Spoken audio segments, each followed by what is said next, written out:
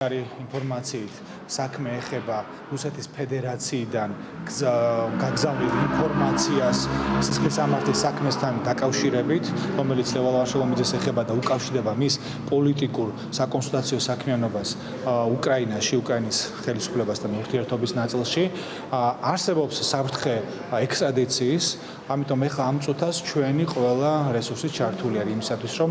ვეკონტაქტოთ, სწორი კომუნიკაცია გქონდეს როგორც უკრაინის ხელისუფლების წარმომადგენლებთან, ასევე ყაზახეთის ხელისუფლების წარმომადგენლებთან, რომ მივაწოდოთ რეალური ინფორმაცია და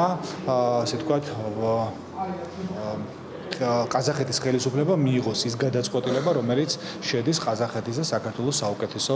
ინტერესებში. ამ შემთხვევაში ყველასათვის ცხადია, რომ რუსეთის ფედერაციის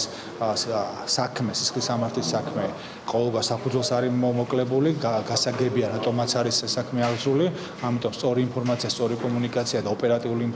კომუნიკაცია საჭიროა იმისათვის, რომ დავიხსნათ ლევან ვარშალომიძე ამ ასე ვთქვათ, უკანონო დაკავების.